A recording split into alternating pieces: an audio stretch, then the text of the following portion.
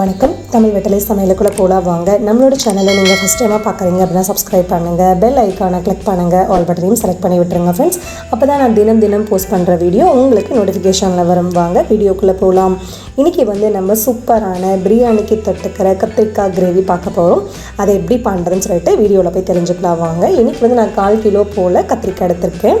அதனால் இந்த போல் பிஞ்சாக இருக்கிற குட்டி சைஸில் இருக்கிற கத்திரிக்காவை எடுத்திங்க அப்படின்னா சீக்கிரம் வெந்துடும், கிரேவியும் நல்லா டேஸ்ட் கிடைக்கும் நமக்கு. இப்படி நல்லா நாளாக பொலந்துக்கலாம். கொத்தாக அரைஞ்சிக்கோங்க. உள்ளே ஏதாவது பூச்சி இருக்கா புழு இருக்கா என்னென்னு பார்த்துட்டு செக் பண்ணிவிட்டு அரைஞ்சிக்கோங்க. அரைஞ்ச உடனே கத்திரிக்காவை நம்ம தண்ணியில் சேர்த்துடணும். இல்லை அப்படின்னா கருப்பாயிரும், ஒரு மாதிரி காரில் அடித்த மாதிரி இருக்கும் குழம்பு. எல்லா கத்திரிக்காவும் கட் பண்ணியாச்சு. கட் பண்ணிவிட்டு அது அப்படியே இருக்கட்டும். கடாய் வச்சுட்டு கடாய் நல்லா ஹீட் ஆனது 2 ஸ்பூன் அளவு கடலை சேர்த்துக்கோங்க. நான் ஏற்கனவே வறுத்த கடலை ஜஸ்ட்டு ஹீட் பண்ணுறதுக்காக உள்ளே சேர்த்துருக்கேன். நான் ரோஸ்ட் பண்ணதுக்கப்புறமா 1 ஸ்பூன் கருப்பு எள்ளு சேர்த்துக்கோங்க. கருப்பு எள்ளு சேர்த்திங்க அப்படின்னா இந்த கிரேவிக்கு ஒரு நல்ல ஃப்ளேவர் ப்ளஸ் டேஸ்ட் நல்லாயிருக்கும். இது ரெண்டையும் நல்லா வறுத்து எடுத்துக்கலாம். கடுகு எள்ளு லைட்டாக வெடிக்க ஆரம்பிக்கும். ஸோ அந்த டைமில் நீங்கள் வேறு இதில் மாற்றிக்கோங்க. கொஞ்சமாக எண்ணெய் சேர்த்துட்டு நம்ம கத்திரிக்காவை உள்ளே சேர்த்து நல்லா பரட்டிடலாம். இது கலர் மாறும். அந்த டைமில் நம்ம எடுத்துடலாம். நல்லா 3/4 பாகம் வரையிலும் இதுலேயே பரட்டுறதுலேயே நல்லா குக் ஆயிடணும். மீதி 1/4 பாகம் நம்ம கிரேவியில் சேர்த்து வேக வைக்கையில் வேகிறதுக்கு சரியாக இருக்கும். அப்போ தான் கத்திரிக்காவும் நல்லா மசிஞ்சு வெந்து வரும்.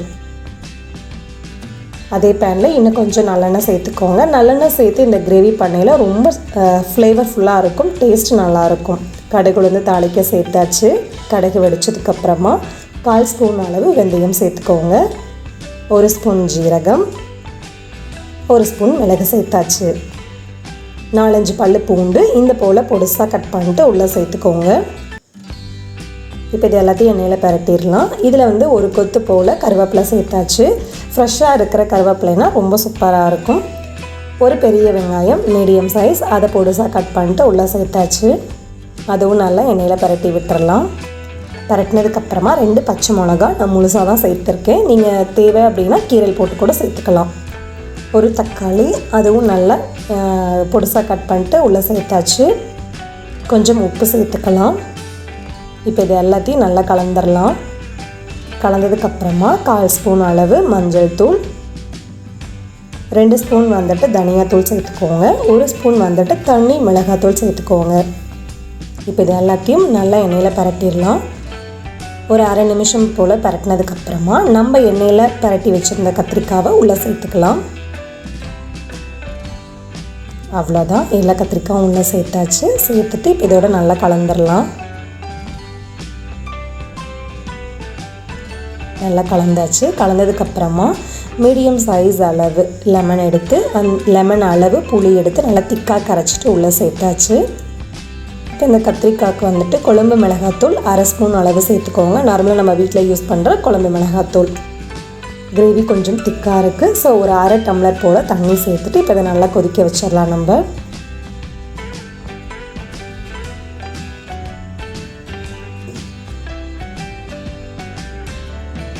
நல்லா கொதிச்சிருச்சு. கிரேவியும் கொஞ்சம் திக்காயிருச்சு. இன்னும் ஒரு 5 நிமிஷம் நல்லா மூடி போட்டு வச்சிடலாம். அடுப்பு இப்போ மிதமான தீயிலே வச்சுக்கோங்க, அதிகப்படுத்திட வேண்டாம். இப்போ நம்ம கடலையும் எள்ளும் வறுத்தோம் இல்லைங்களா, அந்த விழுதை தண்ணி சேர்த்துட்டு நல்லா இந்த போல் நைஸாக அரைச்சிட்டு உள்ளே சேர்த்துருங்க. சேர்த்துட்டு இப்போ இதை நல்லா கலந்து விட்டுறலாம். நம்ம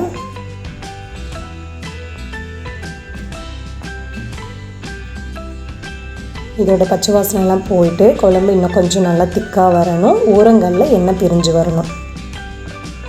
இது போல் நல்லா எண்ணெய் பிரிஞ்சு வந்துருச்சு. இன்னமும் கொஞ்சம் திக்காக வேணும் அப்படின்னா இன்னும் ஒரு 5 நிமிஷம் போல் மூடி போட்டு வச்சிடலாம். நம்ம இல்லை இந்த ஸ்டேஜ் போதும் அப்படின்னா நீங்கள் இதோட ஆஃப் பண்ணிடலாம். இல்லை இன்னும் கொஞ்சம் திக்காக எனக்கு வேணும். ஸோ அதனால் இப்போ பாருங்கள் நல்லா எண்ணெய் பிரிஞ்சு வந்திருக்கு. மேலால் வாசனைக்கு கொஞ்சம் மல்லி இலை சேர்த்துட்டு கத்திரிக்காய் கிரேவி ரெடி ஆயிடுச்சு. இது ப்ளைன் குஸ்கா எல்லா டைப்பான பிரியாணிக்கும் தொட்டு சாப்பிட்றதுக்கு ரொம்ப சூப்பராக இருக்கும். தோசைக்கு வெள்ளை சாப்பாடோட சூடாக ரசம் வச்சு சாப்பிட்டாலும் அவ்வளோ அட்டகாசமாக இருக்கும். மிஸ் பண்ணிடாதீங்க இந்த ரெசிபியை. நீங்கள் கண்டிப்பாக ட்ரை பண்ணுங்கள். எப்படி இருக்குன்னு சொல்லிட்டு கமெண்ட் பண்ணுங்கள். நம்மளோட சேனலுக்கு சப்ஸ்கிரைப் பண்ணுங்கள்.